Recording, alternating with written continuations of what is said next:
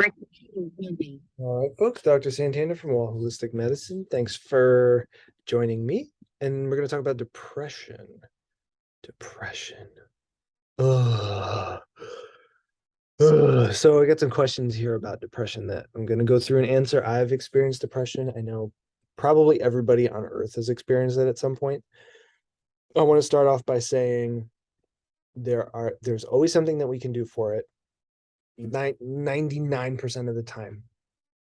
And there's life out there. There's plenty of joy to be had.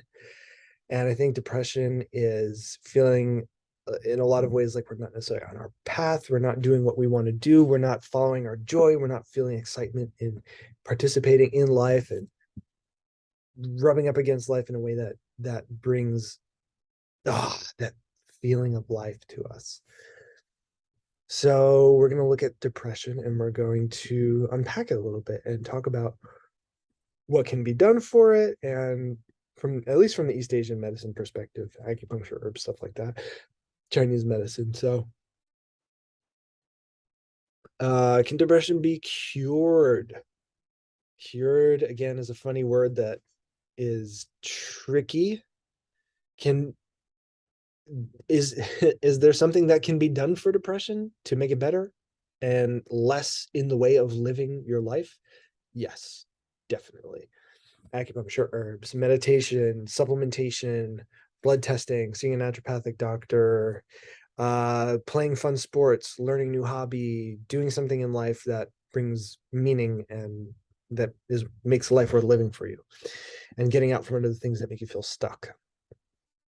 Definitely lots that can be done for depression. Can depression make you sick? It is inherently sick. It is sickness in and of itself, but other sicknesses can form around it and with it. Misery loves company, right? Sickness loves sickness. So it could manifest as, you could have depression with anxiety, with low energy, with anger, and with weird flu-like symptoms. You can have all kinds of stuff happening. And we'll unpack that in a little bit. Can depression cause memory loss? Yes, I don't see why not. There's this kind of dissociative thing that happens with depression where you get lost in this depressed world and you're not always as one is not as present as they want to be, and they can kind of miss out on details, or maybe their mind isn't stimulated, or maybe you're preoccupied, and that can definitely manifest as forgetfulness. If I understand that question the way that I think it's meant to be answered, or in the way that it was meant to be asked. So that's just one answer. It can be answered in a lot of ways. Can depression be genetic? Definitely. There are genetic proclivities to uh, depression. Maybe we'll have Dr. Goto talk more to that at some point. I can't specifically answer that, but absolutely it can be genetic, and it can be family, and it can be uh, cultural. It can be, in your microculture or your community, right? It can manifest there as well. Can depression make you tired? Definitely can make you tired. Can depression cause headaches? Definitely can cause headaches. You can have all these other symptoms and things happening at the same time with just that feeling of depression, which takes a lot of forms. Let's take a step back for a second and let's look at the criteria for depression. There's so many ways to, let's see what psychiatry.org says. Okay, it's not the only thing that's like major depressive disorder is a common and serious mental illness. The negative affects how you feel, the way you feel, then can act. Fortunately, it's treatable. Depression causes feelings of sadness, a loss of interest in activities you once enjoyed, can lead to a variety of emotional and physical problems that can decrease your ability to function at work and at home. Interesting that I would say at work and at home, but not in living a life worth living. Um, so depression symptoms can be mild, severe, feeling of sad, having a depressed mood. Like that's a little bit vague, but I hear you. Loss of interest in pleasures in activity once enjoyed, change in appetite, weight loss or gain unrelated to dieting, trouble sleeping or sleeping too much, loss of energy, increased fatigue, increase in purposeless physical activity, inability to sit still, pacing, hand wringing, slowed down by movements of speech, feeling worthless, guilty, difficulty thinking, concentrating, making decisions, thoughts of death, suicide. Definitely all of that is somehow tied to this word that we use as depression, according to the World Health Organization. Let's see what the WHO says, whether or not you agree with them in light of all kinds of other things that have happened around that acronym. Let's see, there's different disorders. Common mental disorder, 5% of adults suffer from it in the world. Depression is a leading cause of disability worldwide. Is a leading cause of disability worldwide. Is a major contributor to overall global burden of disease. Men and women are affected. More women are affected by depression than men. Depression can lead to suicide. There is effective treatment for mild, moderate, and severe depression. That is from the WHO, from the whose mouth? Who? So, why depression happen? Why does depression happen? In the traditional East Asian medicine explanation, your impetus or will to go do something comes up into the world and it wants to issue itself out. It wants to go do something and then it gets stuck. It gets right. You have to go to school. You have to sit at school, or maybe somebody tells you don't do that thing, or there's lots of reasons in which and why your excitement and your love of the world and you want to just go run and do and be happy and go play, that gets impeded, gets crushed, gets meh, right? What's interesting here, let's see, there was something in here with anxiety, if I remember where that question was. In East Asian medicine, there's a channel called the liver meridian, and the liver meridian runs up the inside of the legs, up and connects with the ribs, about a few inches below the pectoral region. And where it meets with the ribs, there's a point that is responsible for relieving the liver. And when the liver needs relief, when the liver gets stuck, it said that one has stagnation or depression of the liver, which means you get sluggish and your emotions have trouble transforming. You kind of get locked in like one way of like moving and thinking about stuff. And this person actually asked a really interesting question, which is, can you have depression with anxiety, and what's up with that? And from in looking at the anatomy and looking at East Asian medicine and what connects with where, you have the points of the liver here. This is the last point on the liver channel. And if the metabolic energies that circulates through the body, right? Much like blood circulates through the body and runs a circuit, so does the chi, the metabolic force of the body, runs through a circuit as it goes through each organ, nourishing and transforming each organ. In the rib cage, right, is the last point on that liver channel, and it's the end of the cycle, and then going to the lung channel at the beginning of the cycle. Why do I tell you that? Because the liver, right, the physical meat liver is right here, right, and the rib cage, when you have tightness in this area, the diaphragm doesn't move and come down, and the ribs don't flare out to breathe, and you get this kind of stuckness around the diaphragm, which can manifest as depression, but can also manifest as anxiety and vice versa. So there's this kind of vesica piscis where anxiety and depression they carpool, I guess you could say. They have some overlapping symptomology, and they have some overlapping cause as well. So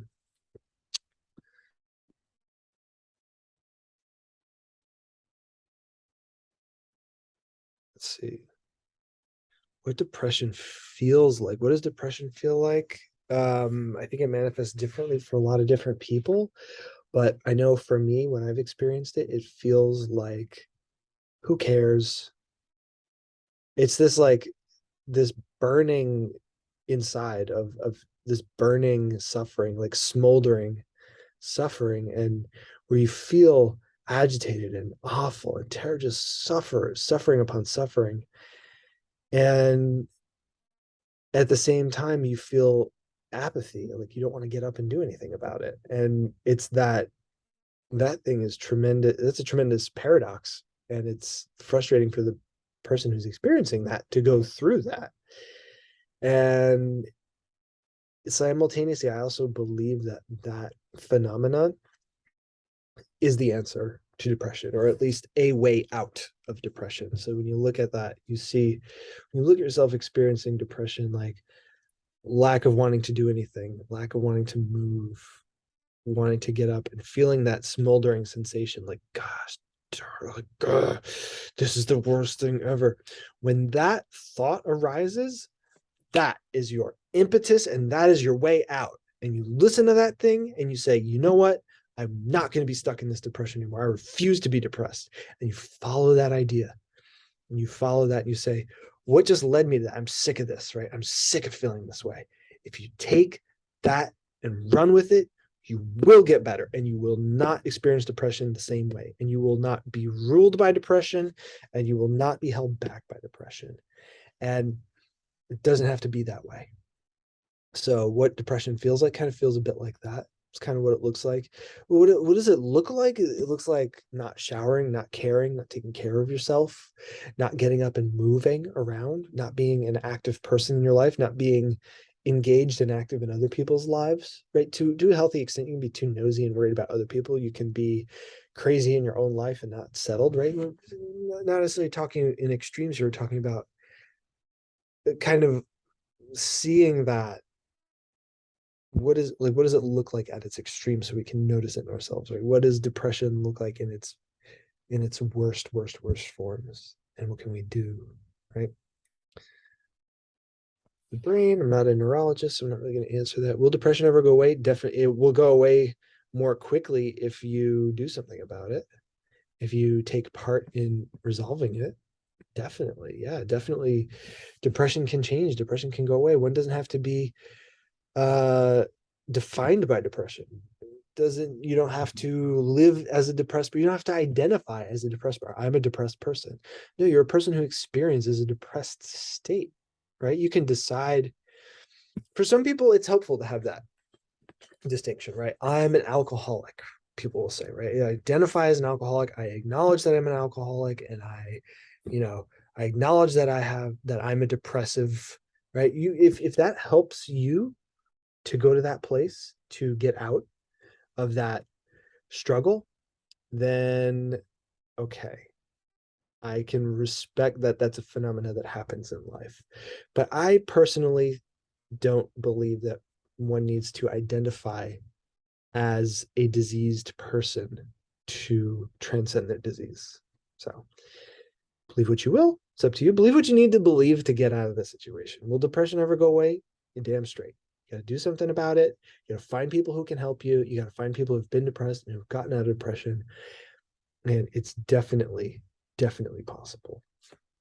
Will depression make you tired? You're darn right it will. Darn right it'll make you tired. Will depression make you lose weight? Can. It can. Definitely. Not in everybody. Depression, well, actually, well, there's another question here. Will depression make you gain weight? For sure. For me, it does. I think it's case by case, but both of those are completely possible. Will depression get better? Definitely can. You got to do something about it. Will depression make you sick? It is sick, and it will bring about other sicknesses with it, right? Will depression cause erectile dysfunction? Yes, yes, yes, yes, yes. Will curing, that funny word again, will treating depression cure erectile dysfunction? Yes. Cure, sorry. I'm not going to use that word cure. Does resolving depression, so if you resolve depression and that was the source of the ED, right? You have ED because you're depressed. If you treat the depression and the ED gets better, then yeah, it'll get better. It's possible for your depression to get better, but your ED to not get better because that was not the root of the problem. Depression can be a root and it can be a manifestation. ED is mostly a manifestation, right? You have erectile dysfunction because of something. Is it an emotional stagnation? Are you not attracted to your partner? Are you mad at your partner? Is there a lack of communication there? Are you eating too many foods? Do you have pathogenic fluid accumulation? Do you have bacterial overgrowth? Do you have stagnation in your liver channel? Are you stressed and you're constantly overthinking about stuff? There's so many reasons why one can have ED. That's not just depression, right? You can have ED for so many reasons. So if you resolve the depression and the ED resolves, then yeah, it was probably because of that. Or you cured depression, or you resolved the depression, you resolved something else, and then the ED also resolved. It's not the only cause of ED, but it is a cause of ED. So there's that. WHO depressive stats. We did see that 5% of the people in the world experience it, women more so than men. Depression, where to get help? Depression, where do I get help from depression? There is a lot of resources out there, and you you pick one. Pick the one that sounds the best for you. Pick the one that you have the most curiosity about, because part of depression in my experience is not following your curiosity. It's not living a life that's intriguing and exciting to you, right? Where to get help? There's like, you could go to like a meeting about it, but if you're not the kind of person that likes going to meetings and talking about stuff, you're like, well, I hear skydiving is a great cure for depression, then go skydiving, right? That's an extreme example. I'm not saying that skydiving is the cure for depression, but it would certainly be a ballistic way of affecting it. Does a meditation group sound exciting? Does trying new foods and new herbs sound exciting? Does going to an acupuncturist sound like the way for you? Does that sound like it resonates with you? Does learning how to play an instrument, or learning or trying a new exercise routine, or doing CrossFit, or what's the thing that, you know, music is good for depression? Like, so many things are good for depression. You got to do some of them. That's the ironic part about depression, is that you don't want to get up and do anything. But getting up and doing anything is the first step in resolving that, right? In having a breakthrough. Depression where you feel nothing. Yeah, that's a thing that been there, where you feel numb to the world. Depression where you can't move, where your body feels like it's 1,000 pounds. You just feel like you can't lift your arms or legs, or why even bother moving? Yeah, that's the thing. I've been there too. Been there too. Where to start? Where to start? Depression. Where do I start for depression? Start anywhere. Just start.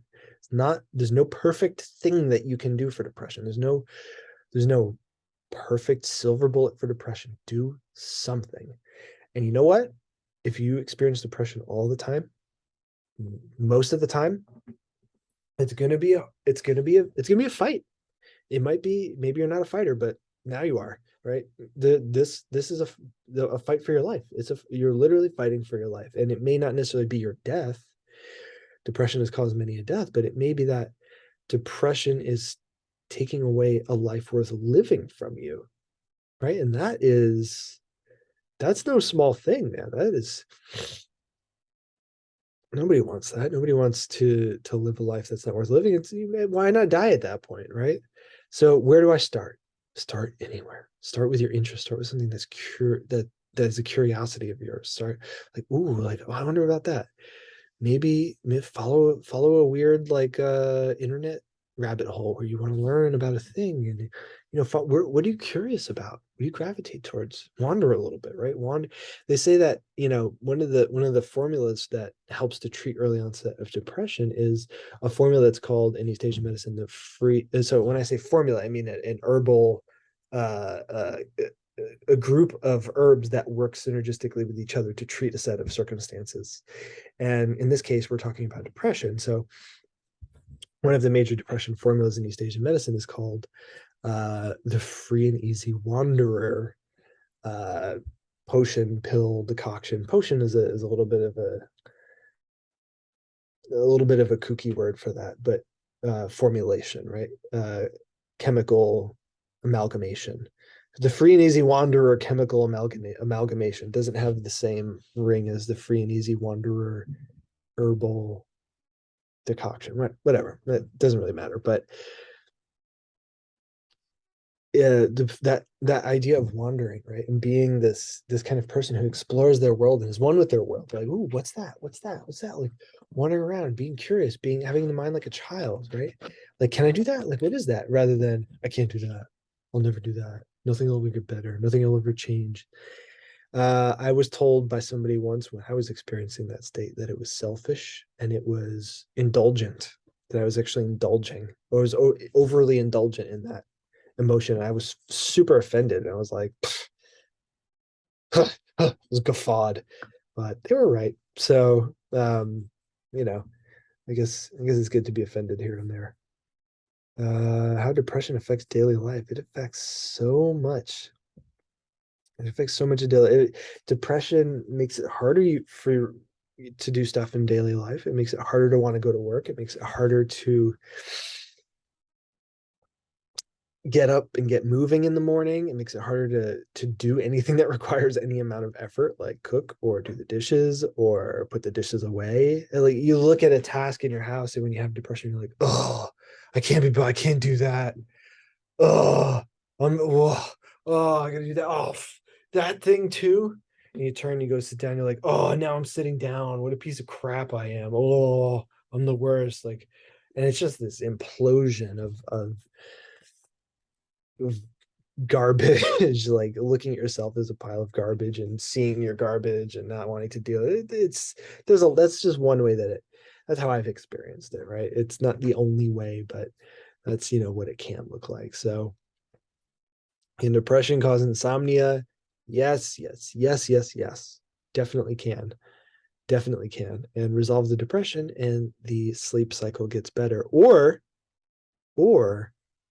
if you resolve the sleep cycle, the depression actually starts getting better too. So you can work on both at the same time and both will get better.